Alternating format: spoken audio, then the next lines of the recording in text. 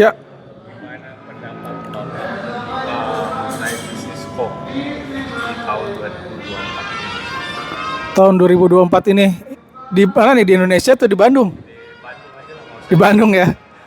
Kalau di Bandung yang gue lihat sih memang perkembangannya pesat ya, selalu ada yang baru gitu. Makanya banyak orang bilang atau nggak bercanda aja tuh, Bandung bisa diem gak sih? Nah, di situ kayak ngeliatin bahwa Bandung tuh emang selalu progresif gitu ibaratnya.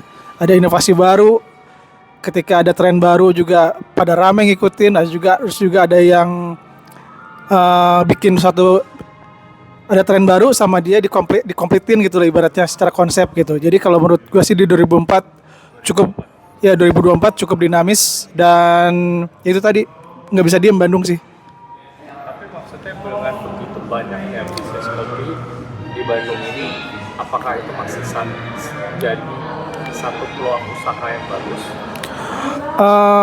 Kalau gue lihat masih jadi peluang usaha yang bagus, karena di Bandung kalau yang gue lihat tuh justru mereka penikmat kopi yang loyal tuh justru adalah orang yang tipe-tipe kopi kayak yang seperti ini nih. Ini pasti mereka loyal ke tempat ngopinya karena mereka udah masa rasa kan soalnya.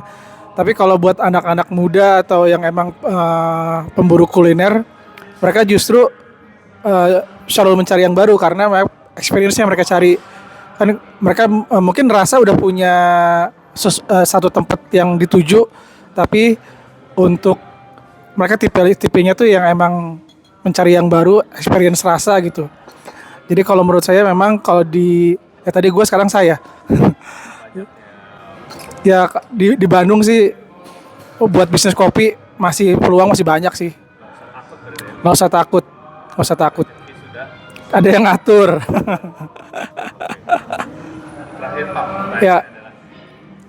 ini dong tips dan triknya mungkin, atau mungkin cara mulai usaha kopi pertama kali nih, apa sih, gimana gitu kan, biasa orang pada takut nih, takut ini lah, takut itu lah. Oh, Ada nggak sih cara biar kayak, ya menurut Bapak gimana cara mengantisipasi atau tips dan triknya? yang utama sih kalau menurut gue kita harus suka dulu sih. Maksudnya kita harus suka sama apa yang akan kita jual. Bukan cuma produknya ya, tapi adalah menjalankannya juga kita harus suka gitu. Dari segi bisnis kita suka bisnisnya gitu. Jadi bukan karena tertarik karena ikut-ikutan. Justru itu kalau menurut saya sih nggak bakal, kalau ketika ada yang misalnya ketika ada halangan mungkin bakal jadi beban gitu ya. Tapi jadi kita harus suka dulu sama bisnisnya dulu gitu.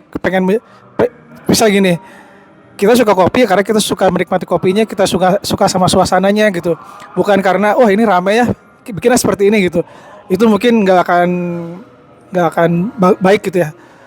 Terus apa pertanyaan selanjutnya salah itu?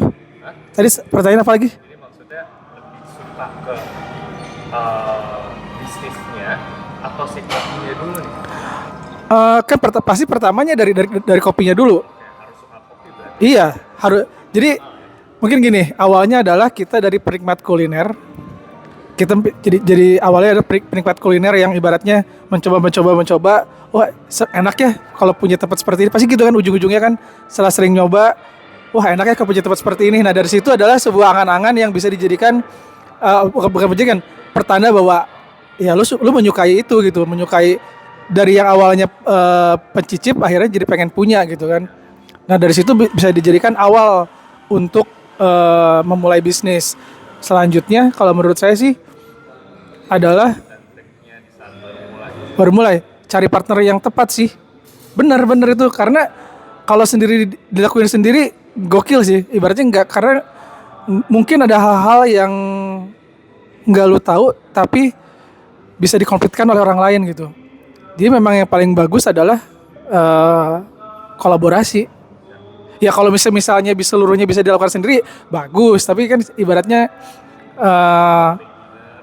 ya karena kita kan baru mulai gitu kan, kita pasti butuh referensi.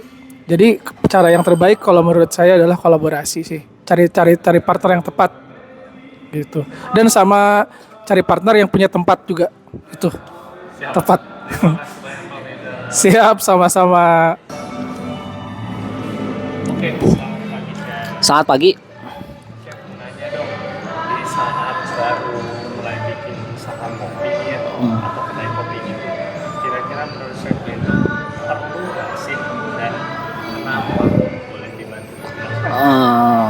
Sebelumnya kalau untuk memulai sih kembali lagi konsepnya mau seperti apa?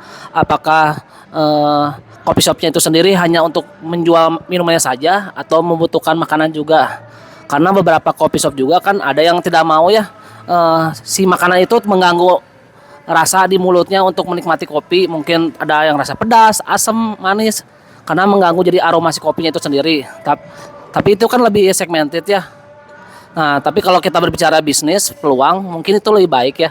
Karena mungkin penikmat kopi itu sendiri ketika pengen ngopi tapi belum makan sudah menyediakan atau buat teman ngobrol juga atau menikmati momen-momen di kopi shopnya itu sendiri. Jadi kan maksudnya perputaran bisnisnya itu ada gitu kalau ada makanan. Jadi sebenarnya sangat-sangat disarankan ya atau disayangkan kalau misalnya bisnis kopi atau usaha kopi itu nggak ada makanan, jadi memang perlu makanan ya. Ya menurut saya sih perlu ya, minimal mungkin kayak ini ada roti untuk nemenin si kopi itu sendiri, karena kan roti juga tidak mengganggu, beberapa rasanya tidak mengganggu ke si mulut ya untuk menikmati kopi, aromanya atau apanya gitu kan. Nah kalaupun yang lainnya juga ada sih makanan ringan juga yang lainnya, apalagi ya roti ya. Kalau itu sih kembali lagi apakah sesuai dengan konsepnya atau tidak gitu kan. Ya mungkin cake juga bagus gitu. Juga berarti nggak harus masak sendiri ya. Eh, Kolaborasi apa Ya kalau pengen kembali lagi, kalau pengen simple mungkin lebih baik kolaborasi karena kan tidak usah menghitung kos dari pegawai, alat masak, semuanya kayak gitu kan. Tapi kalau emang pengen dikerjain sendiri mungkin lebih bagus, mungkin ya lebih puas apa yang dapat ya, pasti modal juga besar sih. Cuman kembali lagi mau pilihan yang mana gitu. Jadi memang makanan wajib sih ya sebenarnya kalau buat adopsi. Kalau menurut saya sih wajib karena ya mengingat sewa tempat ya. Ya karena kan ya sewa tempat buat balikin modal juga, gaji pegawai, ya berputar aja gitu. Nah, chef, kalau menurut chef ini di saat baru mulai usaha kopi ini, gimana cara menentukan kategori makanan tersebut? Apakah harus Western, apakah harus Indonesia, atau cuma roti-roti aja? Kembali pada konsepnya mungkin kalau jenis makanannya, jenis kopi shopnya kayak kopi tiam kan pasti kan dia lebih ke menjual ke peranakan, lebih ke Asian. Mungkin kalau misalkan konsepnya mungkin lebih Western kayak gitu apa sih, mungkin yang pada umumnya latte kayak gitu ya mungkin dia cocok juga buat Western kayak gitu. Sorry, tips dan triknya nih dari chef kalau mau mulai usaha kopi ya, pilih makanan yang paling gampangnya apa nih kalau chefnya?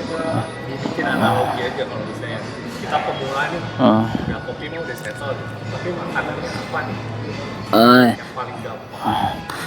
Yang paling gampang yang pasti sih, yang paling gampang yang mudah untuk disajikan.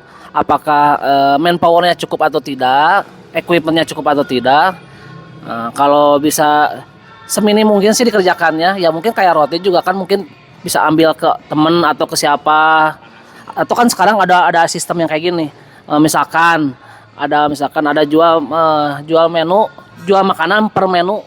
Misalkan contohnya ada satu porsi kayak ada chicken katsu. Jadi sekarang tuh udah sistemnya ya udah porsian gitu. Jadi satu chicken katsu ditambah nasi tambah apa. Jadi tuh food cost-nya sudah terhitung, lebih mudah. Atau mungkin kayak ini ya, makromas buto ya. Nah, ya gitu, ya. Ya. Oke. Oke, kalau gitu chef, terima kasih banyak sudah bantu Ya. kita ya. Ya, sama-sama. Coba ditanya.